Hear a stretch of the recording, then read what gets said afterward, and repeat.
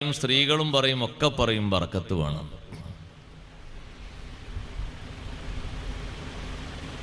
ആണുങ്ങൾ ആണുങ്ങളുടെ വകയായിട്ടും പെണ്ണുങ്ങൾ അവരെ വകയായിട്ടും ദീനീ ഖിദ്മത്തിൽ നേതൃത്വം നൽകണം, സജീവതയുള്ളവരാകണം.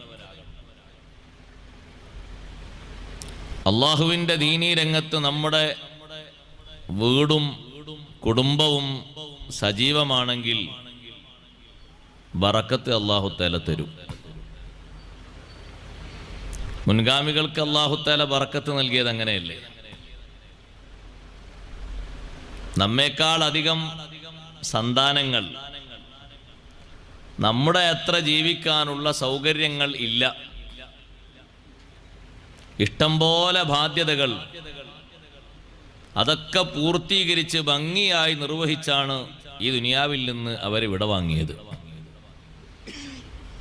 അവരെക്കാൾ എത്രയോ സൗകര്യങ്ങൾ ഉള്ളവരാണ് നാം എല്ലാവരും. പക്ഷേ പ്രയാസങ്ങളും പ്രതിസന്ധികളും എപ്പോഴും നമ്മെ അലട്ടിക്കൊണ്ടിരിക്കുകയാണ്.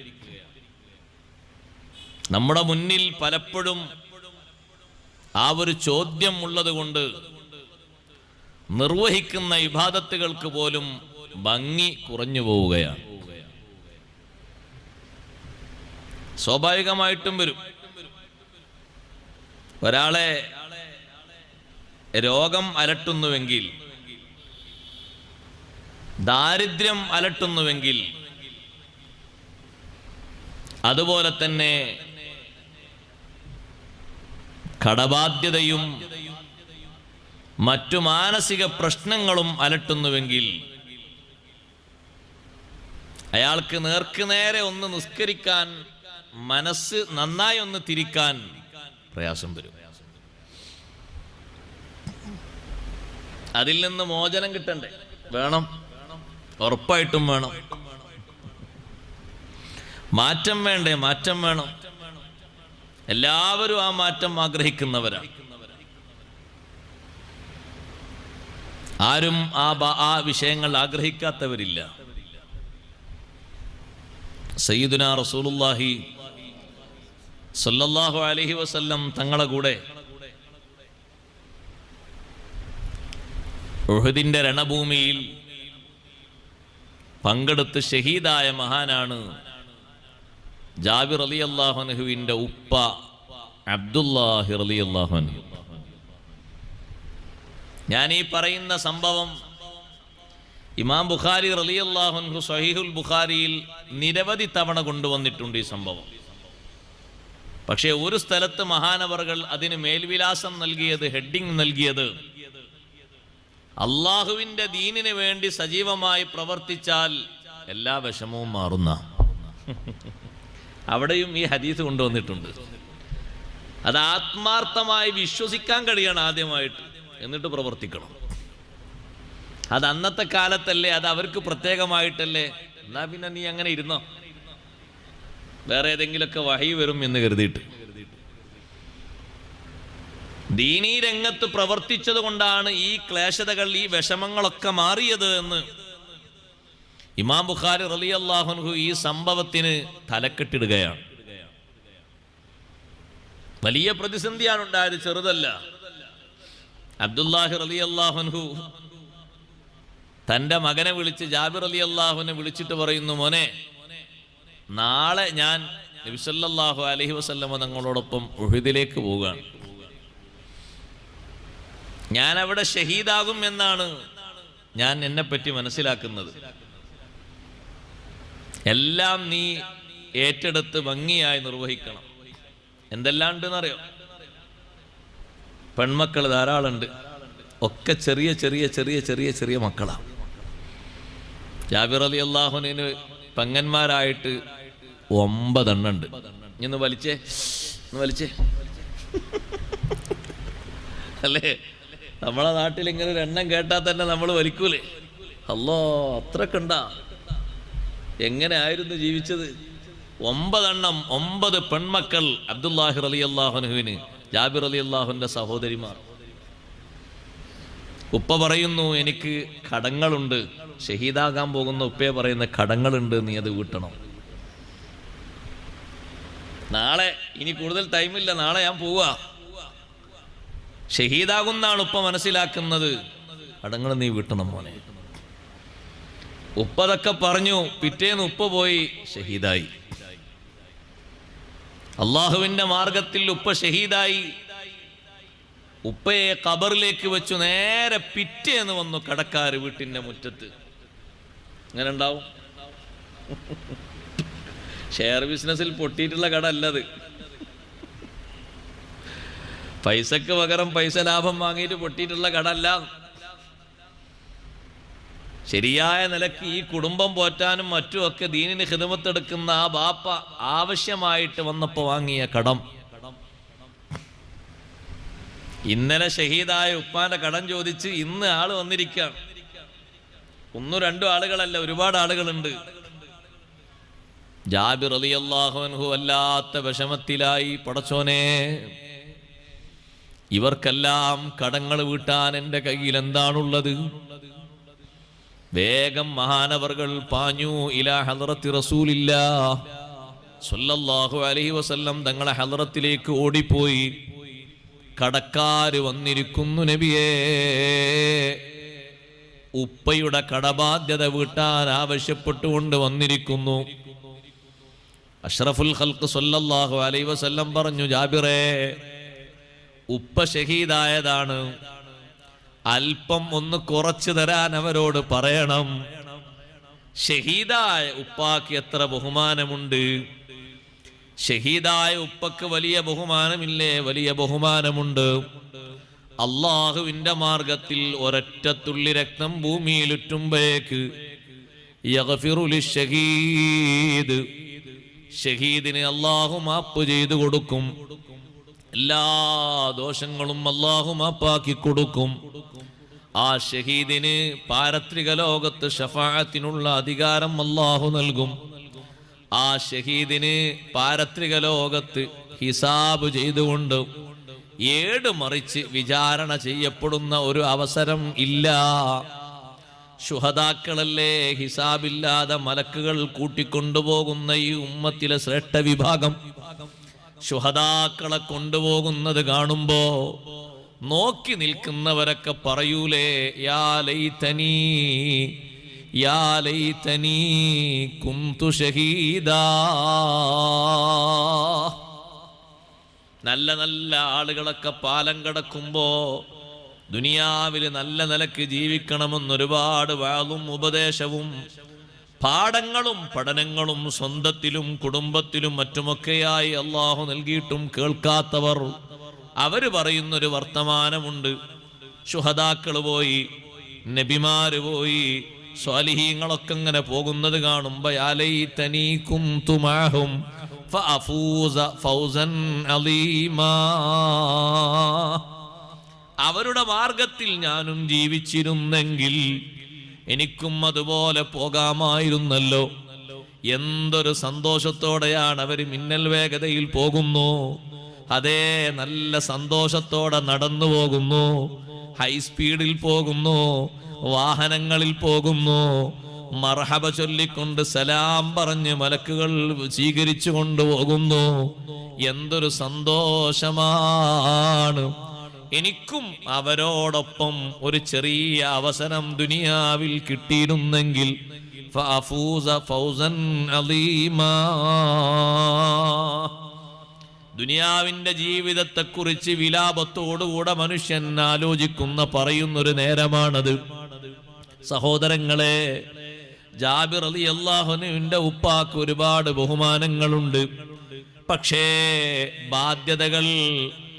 ബാധ്യതകൾ അത് വീട്ടേണ്ടത് തന്നെയല്ലേ?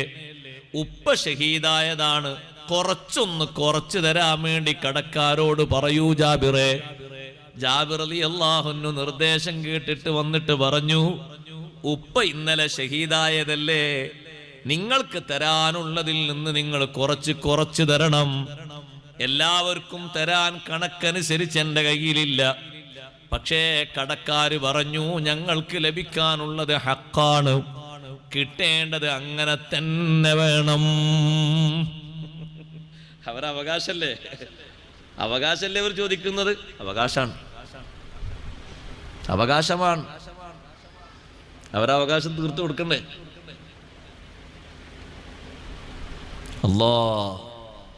ഹക്കുകളോടുകൂടെ അല്ലാഹു തആല നമ്മെ ആരെയും മൂത്താക്കാതിരിക്കട്ടെ. എല്ലാ ഹക്കുകളും കഴിവനുസരിച്ച് വീട്ടാനുള്ള വകുപ്പുകൾ വെക്കാനും അല്ലാഹു തൗഫീഖ് നൽകട്ടെ. സഹോദരങ്ങളെ ഏറ്റെടുക്കാനും മറ്റുള്ളവർ ഏറ്റെന്നൊക്കെ പറയാൻ സുഖാണ്. പക്ഷെ ആ സംഗതി അങ്ങ് വീട്ടിയെങ്കിലേ കിടക്കുന്നിടത്തൊരു റാഹത്ത് കിട്ടുള്ളൂ. മരിച്ചു പോകാനും ഖബറിലെത്താനൊന്നും ഒരു പണിയുമില്ല. അതൊക്കെ കൃത്യമായിട്ട് ആളുകൾ ചെയ്യും. മരിച്ചങ്ങ് കൊടുത്താൽ മതി, ഒരു പ്രശ്നവുമില്ല. കുളിപ്പിക്കാനും കഫൻ ചെയ്യാനും കൊണ്ടുവെക്കാനൊക്കെ ആൾ റെഡിയാണ്. പക്ഷേ നമ്മുടെ പെരടിയിലുള്ള ബാധ്യതകൾ അത് സുഗമമായി കെട്ടയിച്ച് വെച്ചില്ലെങ്കിൽ കിടക്കുന്നിടത്തൊരു സ്വസ്ഥത ഉണ്ടാകും. പോകട്ടെ, നമ്മിൽ നിന്ന് വേർപിരിഞ്ഞു പോയ ആ ആത്മാവ് അത് പോയി ചേരുന്നിടത്ത് അതിനൊരു റാഹത്തുണ്ടാകും. ജാബിർ റളിയല്ലാഹു അൻഹു തിരിച്ചു പോയിട്ട് പറഞ്ഞു, നബിയെ അവര് പറഞ്ഞു അല്പം പോലും കുറക്കൂല. നബി സല്ലല്ലാഹു അലൈഹി വസല്ലമയോട് അവർക്ക് എതിർപ്പൊന്നുമില്ല. പക്ഷെ അത് സ്വാഭാവികമായിട്ടും സാധാരണ കിട്ടാനുള്ള ആൾക്കാരുടെ അവസ്ഥ അങ്ങനെ തന്നെയാണ്. അത് ഇന്നും അങ്ങനെ തന്നെ, അന്നും അങ്ങനെ തന്നെ. കിട്ടാനുള്ള ഞങ്ങൾക്കുള്ള ഹക്കല്ല, അത് കിട്ടണം. അതവർ പറഞ്ഞുകൊണ്ട് തെറ്റൊന്നുമില്ല, പറഞ്ഞിനി എതിര് പറഞ്ഞൊന്നുമല്ല. ഞങ്ങളെ അവകാശമാണ് ഞങ്ങൾ ചോദിച്ച്, ഏറം ചോദിച്ചില്ലല്ലോ, അത് കിട്ടണം എന്ന് പറഞ്ഞു. ജാബിർ റളിയല്ലാഹുവിനോട് തങ്ങൾ ചോദിക്കുന്നു, എന്താ നിങ്ങൾക്ക് വരുമാനമായിട്ടുള്ളത്? ജാബിർ റളിയല്ലാഹു ഒരു നബിയെ, എണ്ണിയാൽ ഇങ്ങനെ 10 വിരലിന്റെ ഉള്ളിൽ ഒതുങ്ങുന്ന കുറച്ച് കാരക്കമരങ്ങളുണ്ട്, ഈത്തപ്പഴ മരങ്ങൾ. അതിൽ കായ്ക്കനികളുണ്ടോ? ഉണ്ട്. എന്നാ ഒരു കാര്യം ചെയ്യും, നിങ്ങൾ നാളെ സുബഹി നിസ്കാരം കഴിഞ്ഞ് മദീന പള്ളിയിലെ ആ ഇൽമിന്റെ മജ്ലിസൊക്കെ കഴിഞ്ഞ് സുബഹി നിസ്കാരം കഴിഞ്ഞാൽ ഒരു 1.5 മണിക്കൂർ അങ്ങനെ ഇൽമ അങ്ങനെ പറഞ്ഞുകൊണ്ടിരിക്കും. ഏറ്റവും കൂടുതൽ ആളുകൾ ഒരുമിച്ച് കൂടുന്ന നേരാണ്, വഖത്താണ് സുബഹിന്റെ വഖത്ത്.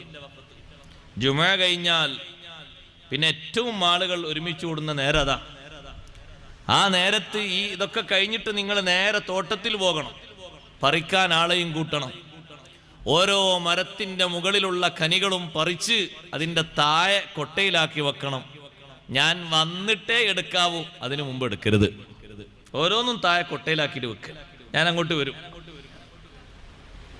ജാബിർ റളിയല്ലാഹുവിനും മനസ്സിന് വല്ലാത്തൊരു സന്തോഷം. ഉപ്പാന്റെ കടങ്ങളൊക്കെ വീടാൻ എന്താപ്പ നബി സല്ലല്ലാഹു അലൈഹി വസല്ലമ തങ്ങൾക്ക് ഇത്ര വലിയ പ്രേരണ? ആ അബ്ദുല്ലാഹി റളിയല്ലാഹുവിന്റെ കടം വീടണം എന്നതിന് തങ്ങളെ പ്രേരിപ്പിച്ച കാര്യം എന്താ? മറക്കരുത്, ആ മഹാനുഭാവൻ ജീവിച്ചത് ദീനിന് വേണ്ടിയാണ്, അള്ളാഹുവിന്റെ ദീനിന് വേണ്ടിയാ ജീവിച്ചത്. ശരീരം കൊടുത്തത്, റൂഹ് പിരിഞ്ഞത് അള്ളാഹുവിന്റെ ദീനിന് വേണ്ടിയാണ്. ആ ഉഹദിൽ രക്തമുറ്റിയത് അള്ളാഹുവിന്റെ ദീനിന് വേണ്ടിയാണ്, വേറെ ഒന്നിനുമല്ല. സ്വന്തത്തേക്കും കുടുംബത്തേക്കുള്ള വരുമാനത്തിനൊന്നുമല്ല, ദീനിന്റെ ഹയാത്തിന് വേണ്ടിയാ. ജാബിർ റളിയല്ലാഹു അൻഹു ആളെയും കൂട്ടി ചെന്നു. എല്ലാം പറിച്ചു കൊട്ടയിലാക്കിയിട്ട് ഓരോ മരത്തിന്റെ ചുവട്ടിലും വെച്ചു. മഹാനവറുകൾ ഇങ്ങനെ കാത്തിരിക്കാണ്, നബി സല്ലല്ലാഹു അലൈഹി വസല്ലം തങ്ങളെ വരവും കാത്ത്. കുറച്ച് നേരം കഴിഞ്ഞപ്പോ അഷ്റഫുൽ ഖൽഖ് സല്ലല്ലാഹു അലൈഹി വസല്ലം തോട്ടത്തിലേക്ക് വന്നു. തോട്ടം എന്ന് പറഞ്ഞാൽ അത്ര വലിപ്പമുണ്ടാകൂല, ഒരു 9 കാരക്ക മരങ്ങളെ തോട്ടം എന്ന് പറഞ്ഞാൽ അത്ര തോന്നൊന്നും കാണാനല്ലോ, ചെറുതല്ലേ. അഷ്റഫുൽ ഖൽഖ് സല്ലല്ലാഹു അലൈഹി വസല്ലം തങ്ങൾ ചെന്നു. ഓരോ മരത്തിന്റെ ചുറ്റൂടെയും തങ്ങളിങ്ങനെ നടന്നു, ഇങ്ങനെ ചുറ്റിക്കറങ്ങി നടന്നു. ഓരോ കൊട്ടയിലേക്കും നോക്കുന്നു, പറിച്ചു വെച്ചതിലേക്ക് നോക്കിയിട്ട് മരത്തിന്റെ ചുറ്റും ഇങ്ങനെ നടന്നിട്ട് ഏതാണ് അധികമുള്ളത് അതിന്റെ സമീപത്തവിടെ ഇരുന്നു. അതിന്റെ സമീപത്ത് ഇരുന്നിട്ട് തങ്ങൾ പറഞ്ഞു, ഉദുലി അൽ ഖുറമാ, കടക്കാരോട് വരാൻ പറയൂ ജാബിറേ, നിങ്ങളെ ഉപ്പ കടം കൊടുക്കാനുള്ള ആളുകളോടൊക്കെ വരാൻ പറയൂ. ജാബിർ റളിയല്ലാഹു അൻഹു പോയി വിളിക്കുന്നു. തലേ ദിവസം വീട്ടിൽ വന്ന കടക്കാര് വരിവരിയായി വരുന്നു. ജാബിർ റളിയല്ലാഹു അൻഹു നോക്കുന്നു, നബി സല്ലല്ലാഹു അലൈഹി വസല്ലം എന്താണ് നിർവഹിക്കുന്നത്? ആ വലിയ കൊട്ടയിലേക്ക്, കൂടുതലുള്ള കൊട്ടയിലേക്ക് തങ്ങൾ കൈവച്ചുകൊണ്ട് ദിക്ർ ചൊല്ലിയിട്ട് ചോദിക്കുന്നു, നിങ്ങൾക്ക് എത്രയാ തരാനുള്ളത്? ഒരാൾ പറയുന്നു, എനിക്ക് 1500 ദിർഹമാണ്. 1500 ദിർഹമിന് എത്രയാണ് ഈത്തപ്പഴം ഇന്ന് മാർക്കറ്റില്? ആ ഈത്തപ്പഴങ്ങൾ അങ്ങനെ വാരിക്കൊടുക്കുന്നു. അത് ചാക്കിലാക്കി സന്തോഷത്തോടെ കൊണ്ടുപോകുന്നു. രണ്ടാമത്തെ ആള് വരുന്നു, കൊട്ട മാറിയിട്ടില്ല, ആ കൊട്ട തന്നെയാണ്. എത്രയാ നിങ്ങൾക്കുള്ളത്? 800 ദിർഹം. അയാൾക്കുള്ളത് കൊടുക്കുന്നു. അടുത്ത ആള് വരുന്നു, സംഖ്യ പറയുന്നു. ഓരോരുത്തരും വരുന്നു, സംഖ്യ പറയുന്നു. അതിനനുസരിച്ചുള്ളത് അങ്ങ് വാരിക്കൊടുക്കുന്നു. എല്ലാവരും ചാക്കിലാക്കി പോയി. കടക്കാര് മുഴുവനും അവർക്കുള്ള ബാധ്യതയും വീട്ടിയിട്ട് അവിടുന്ന് പോകുമ്പോ ജാബിർ റളിയല്ലാഹു അൻഹുവിന്റെ മുഖത്തുള്ളൊരു സന്തോഷം ഒന്ന് ആലോചിച്ചു നോക്കൂ. ഉപ്പ ഖബറിലേക്ക് എത്തിയിട്ടേ രണ്ടാമത്തെ ദിവസം, മൂന്നാമത്തെ ദിവസമാകുമ്പോഴേ ഇത്ര പെട്ടെന്നല്ലേ? അതിൽ നിന്ന് മറ്റൊരു പാഠം കൂടി പഠിക്കണം. മരിച്ച ആളെ ഹക്ക് വീട്ടാൻ 3, 7, 15, 40 ഒന്നും കാത്തിക്കണ്ട. എത്ര പെട്ടെന്നാണോ അത്ര പെട്ടെന്ന് വീട്ടണം. ഇന്ന് മരിച്ച ആളെ ഹക്ക് വീട്ടാൻ ഇന്ന് വൈകുന്നേരത്തിന്റെ അടുക്ക് കടിയോ അത്ര പെട്ടെന്ന് വീട്ടണം. എന്ത് 7, 14, 40, 400 അതിനൊന്നും കാത്തിക്കാൻ പാടില്ല. പെട്ടെന്ന്, വളരെ പെട്ടെന്ന് വീട്ടണം. 2 തരം ഹക്കുണ്ടാകും. 2 തരം ഹക്കിലേക്കും സ്വത്ത് ഭാഗം വെച്ചിട്ട് വേണം അനന്തര സ്വത്തിൽ ഉള്ള വിഹിതങ്ങളൊക്കെ എടുക്കാൻ. ഹക്കുന്നാസ് വ ഹക്കുല്ലില്ലാഹ്. അള്ളാഹുവിനുള്ള ഹക്കും ജനങ്ങൾക്കുള്ള ഹക്കും 2 ഹക്കുണ്ട്. ഇന്ന് വളരെ കൂടുതലായി കാണുന്നത് ജനങ്ങൾക്കുള്ള ഹക്കാണ്. ഇപ്പൊ അടുത്തായി ഓരോരുത്തരും മരിച്ചു പോകുന്നു. ലക്ഷങ്ങളല്ല, കോടികളാണ് കാണുന്നത്. ഇതൊക്കെ കൂടി കൂട്ടി നോക്കിയിട്ട് ലക്ഷത്തിലേക്ക് എത്തണില്ലാകെ. ഉള്ള വീടും കിടപ്പാടും ഒന്നായിട്ട് വിട്ടു നോക്കിയാൽ ആ കോടിയുടെ 1% അതിൻ്റെ 10-1 എത്തണില്ല. അത്രയുണ്ട്. നമ്മൾ നല്ലോണം ആലോചിക്കണം. ചെലവ് ചെയ്യുന്നിടത്തും വാങ്ങുന്നിടത്തും കൊടുക്കുന്നിടത്തും ഒക്കെ ചിന്തിക്കണം. കുറച്ച് കഴിഞ്ഞാൽ പോകാനുള്ളതാണ്. ഈ കണക്കൊക്കെ വീടാനുള്ളതാണ്. വീടിയിട്ടില്ലെങ്കിൽ പിന്നൊരു പുസ്തകം കയ്യിൽ വരും, ഒരു അത്ഭുത ഗ്രന്ഥം, നിഷേധിക്കാൻ കഴിയാത്തൊരു ഗ്രന്ഥം. ലാ യുഗാദിറു സ്വഗീറത്തൻ വലാ കബീറത്തൻ ഇല്ലാ അഹ്സാഹാ. എല്ലാം കൃത്യമായി രേഖപ്പെടുത്തിയൊരു ഗ്രന്ഥം. ആർക്കേ സംശയമുണ്ടോ? ആർക്കും അതിൽ സംശയം ഉണ്ടാകാൻ സാധ്യതയില്ല അല്ലേ? സംശയമുണ്ടോ? കഴിഞ്ഞ മാസം ഒരു നിയമം തെറ്റിച്ചതിന് മിന്നിയ ക്യാമറ എത്ര കൃത്യമായിട്ടാണ് ടൈം പറഞ്ഞെന്ന്, സ്ഥലം പറഞ്ഞെന്നത്, ആരൊക്കെയാണ് കാറിലുള്ളത് എന്നും ബെൽറ്റ് ഇട്ടതാരാണെന്നും ഇടാത്തതാരാണെന്നും തെളിവ് സഹിതം പറഞ്ഞെന്നില്ലേ? Helmet വെച്ചതാരാണെന്നും വെക്കാത്തതാരാണെന്നും time നിഷേധിക്കണില്ലല്ലോ? ഇല്ല. സ്ഥലം നിഷേധിക്കുന്നുണ്ടോ? ഇല്ല. ഒക്കെ റെഡിയല്ലേ? റെഡിയാണ്. ഒരൊറ്റ പേപ്പറിൽ വന്നു, എല്ലാവരും സമ്മതിക്കുന്നു. 500, 1500 ഒക്കെ കൊണ്ടേ അടക്കുന്നു. കൃത്യമായിട്ടുള്ള കിതാബില് കണക്കുണ്ട്. എല്ലാ കണക്കുകളും കൃത്യമായ ഒരു കിതാബാണത്. അത്ഭുതപ്പെടുത്തുന്ന ഒരു കിതാബ്. അത് മുന്നോട്ട് വരുമ്പോൾ പേടിച്ച് വിറച്ച് ഒന്നിനും കഴിയാതെ നിലവിളിക്കുന്നവരാകരുത്. ആ കിതാബ് കിട്ടുമ്പോ സന്തോഷത്തോടെ വായിക്കാൻ വേണ്ടി മുന്നിൽ പരന്നു നിൽക്കുന്ന മലക്കുകളെയും മുഅ്മിനീങ്ങളെയും സന്തോഷത്തോടെ വിളിക്കുന്ന കിതാബാകണം.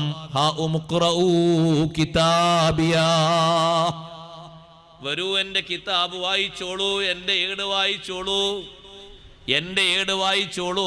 മലക്കുകളോട് പറയുന്നു, സാക്ഷികളോട് പറയുന്നു, എല്ലാവരോടും പറയുന്നു.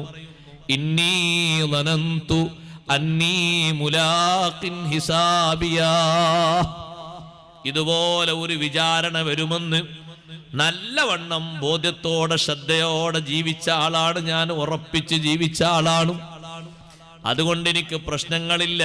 ആർക്ക് വേണമെങ്കിലും വായിക്കാം. എന്റെ കിതാബ് വായിക്കുന്നതിന് ഞാൻ ആരെയും തടയുന്നില്ല.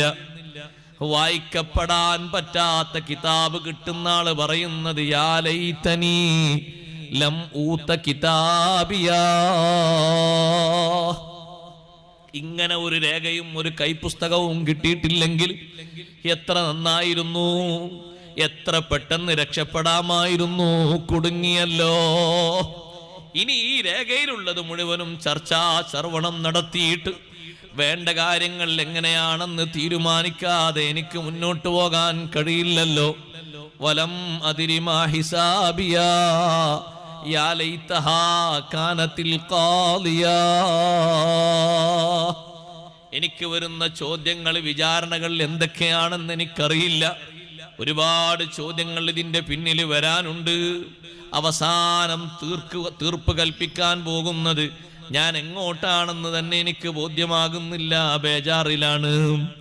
അങ്ങനെയുള്ളൊരു കൈപ്പുസ്തകമാകരുത് നമുക്ക് ലഭിക്കുന്നത്. ലഭിക്കുന്ന കൈപ്പുസ്തകം കിതാബ്. ആ കിതാബ് കറക്റ്റായി വായിക്കാൻ പറയും. ഇഖ്റ കിതാബക്, നിന്റെ കിതാബ് നീ വായിക്കണം. ഇഖ്റ കിതാബക് കഫാ ബിനഫ്സികൽ യൗമ അലൈക ഹസീബാ. എത്ര പ്രായമുള്ള ആളാണെങ്കിലും, പ്രായം കുറഞ്ഞ ആളാണെങ്കിലും, രോഗമായിട്ട് മരിച്ച ആളാണെങ്കിലും, ഓർമ്മശക്തി ഇല്ലാതെ മരിച്ച ആളാണെങ്കിലും, ബുദ്ധിക്കൊന്നും ഒരു കുറവൊക്കെ ഉണ്ടായിട്ട് ഒന്നും ഒരു കഥ ഇല്ലാതെ മരിച്ച ആളാണെങ്കിലും നമ്മുടെ കിതാബൊക്കെ നമ്മൾ എഴുതുന്നൊരു സന്ദർഭമുണ്ട്, ഒരു സമയമുണ്ട്.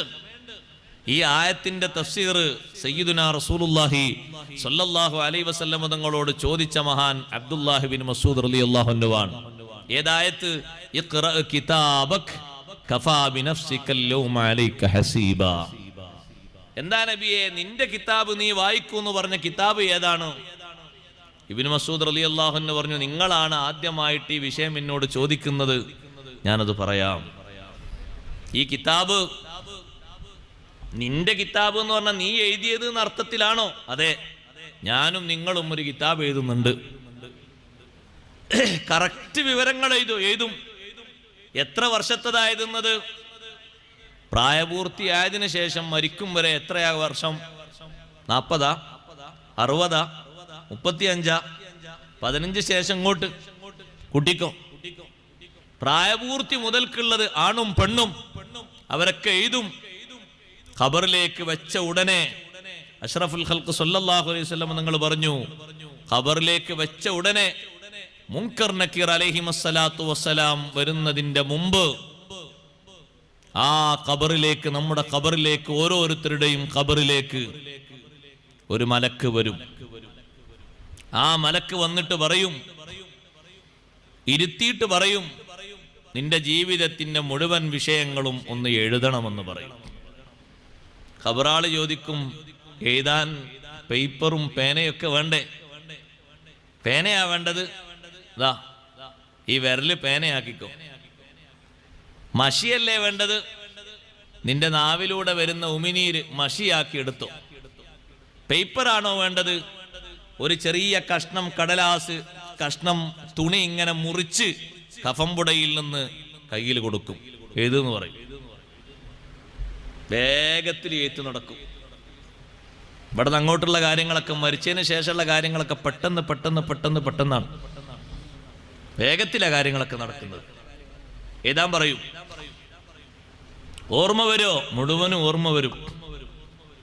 അത് ശരി, അത്രമാത്രം വലിയ കഴിവൊക്കെ മരിച്ചു കഴിഞ്ഞാൽ പിന്നെ ഉണ്ടാകുമോ? അഷ്റഫുൽ ഖൽഖ് സല്ലല്ലാഹു അലൈഹി വസല്ലം നിങ്ങൾ പറഞ്ഞു, മരിച്ച ഒരു മയ്യത്തിന്, മരിച്ചു കിടക്കുന്ന ഒരു മയ്യത്തിന്റെ മേൽ എത്ര ആള് നിസ്കരിച്ചു എന്ന് കറക്റ്റായിട്ട് ആരൊക്കെയാന്നുള്ളത് ആ മയ്യത്തിന് അറിയും. കുറെ ആൾക്കാർ നിസ്കാരം കഴിഞ്ഞിട്ട് പോകല്ലേ, ഖബറിന്റെ ചുറ്റുഭാഗം എത്ര ആളുകൾ കൂടി എന്ന് വളരെ കറക്റ്റായിട്ട് കൃത്യമായിട്ട് അറിയുന്നതാണ്. ഓ, അവനൊക്കെ ഒരു ആമീനും കൂടി പറയാതെ, ഒരു തസ്ബീത്തും കൂടി ചെല്ലാതെ പെട്ടെന്ന് കഴിച്ചില്ലായി, എന്തൊരു വലിയ കൂട്ടുകാരെയെന്ന്. അപ്പോഴൊക്കെ അവന് ബന്ധം, ഒരു നിസ്കാരം കഴിഞ്ഞ് അവൻ ഓടിയല്ലേ. കറക്റ്റായി അറിയുന്നതിന് എത്ര ആൾ നിസ്കരിച്ചു, ആരൊക്കെ വന്നു, കൃത്യമായിട്ട് അറിയുന്നു എന്ന് സയ്യിദുനാ റസൂലുള്ളാഹി സ്വല്ലല്ലാഹു അലൈഹി വസല്ലം നിങ്ങൾ പഠിപ്പിക്കുമ്പോൾ ആ മരണത്തിന്റെ ശേഷമുള്ള കഴിവ് കൂടുകയാണ്, വർദ്ധിക്കുകയാണ്, കുറയല്ല. അതാ ഞാൻ പറഞ്ഞത്, എത്ര ഓർമ്മക്കുറവായിട്ട് ഒരു പിച്ചും പേയൊക്കെ പറഞ്ഞ് ഒരു പിടുത്തമില്ലാതെ മരിച്ച ആളാണെങ്കിലും മരണത്തിന് ശേഷമുള്ള കഴിവൊന്ന് വേറെയാണ്. എഴുതാൻ പറയും. അവനവന്റെ കഫംപുടയിൽ നിന്ന് ഒരു കഷ്ണം മുറിച്ച് തന്നിട്ട്, കയ്യിൽ തന്നിട്ട് എഴുതാൻ പറയും. എഴുതിക്കഴിഞ്ഞാൽ അത് ചുരുട്ടും. ആ മലക്കത് ചുരുട്ടും. ചുരുട്ടിയിട്ട് പെരടിയിൽ ഇങ്ങനെ പിടിച്ച് കെട്ടിവെക്കും. ഈ പെരടിയിൽ കെട്ടിവെച്ച എഴുത്തുണ്ടല്ലോ, രേഖയുണ്ടല്ലോ, ഇത് വായിക്കാനാണ് അള്ളാഹുവിന്റെ നിർദ്ദേശം. ഇഖ്റ കിതാബക്, നീ എഴുതിയത് നീ വായിക്കണം. കഫാ ബിനഫ്സികൽ യൗമ അലൈക ഹസീബാ, നിനക്ക് വിചാരണക്ക് നീ എഴുതിയത് തന്നെ മതി. ബാക്കിയുള്ള മലക്കുകൾ എഴുതിയതില്ലേ, അത് വേറെ എഴുത്തുണ്ട്.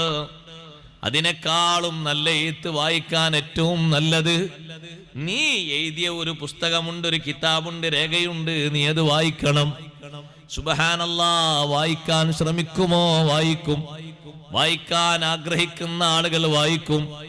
വായിക്കാൻ ബേജാറാകുന്ന ആളുകൾ വെപ്രാളത്തോടെ പലതും വിളിച്ചു പറയും. സഹോദരങ്ങളെ, എല്ലാവർക്കും അങ്ങനെ ഒരു രേഖയും ഒരു എഴുത്തും കെട്ടിത്തരും.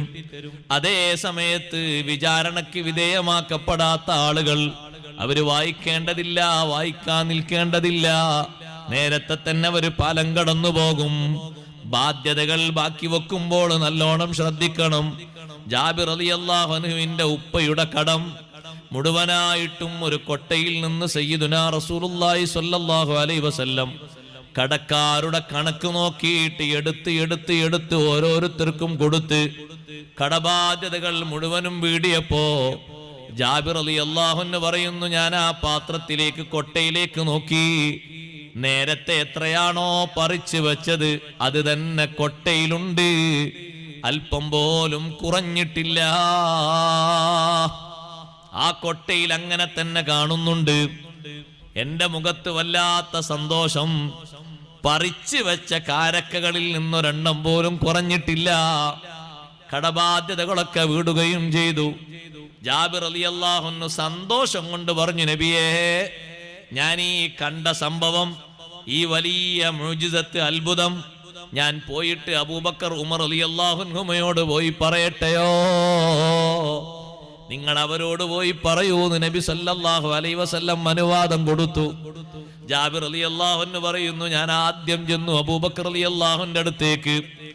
എനിക്കുണ്ടായ ഈ സന്തോഷം, ഉപ്പയുടെ ഈ ഭാരിച്ച ബാധ്യത, അതെല്ലാം ഒരു കൊട്ടയിൽ നിന്ന് നബി സല്ലല്ലാഹു അലൈഹി വസല്ലം കടക്കാർക്ക് എടുത്തു കൊടുത്ത് പൂർണ്ണമായും വീട്ടുകയും നേരത്തെ പറിച്ചു വച്ച കായ്ക്കനികൾ അങ്ങനെ തന്നെ മിച്ചം വരികയും ബാക്കിയുള്ള മരത്തിന്റെ ചുവട്ടിലുള്ളതൊക്കെ അവിടെയുണ്ട്, അനങ്ങിയിട്ടില്ല.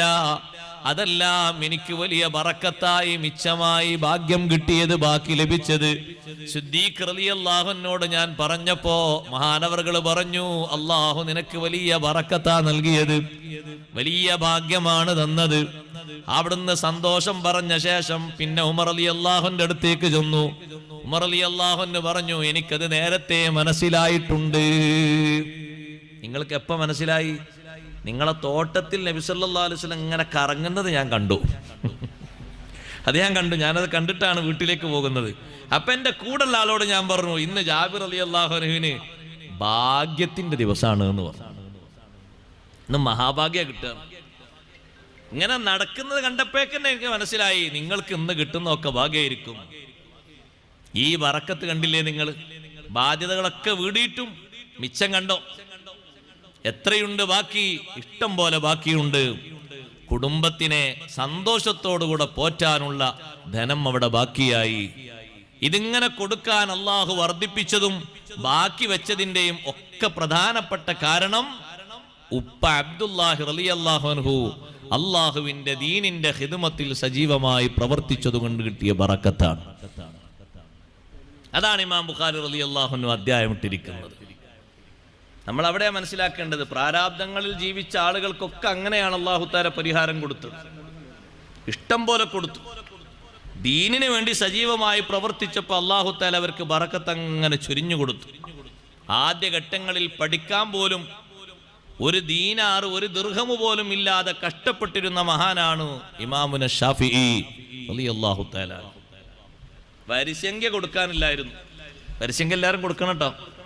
വരിസംഖ്യ കൊടുക്കാനില്ലായിരുന്നു ഉസ്താദിന്.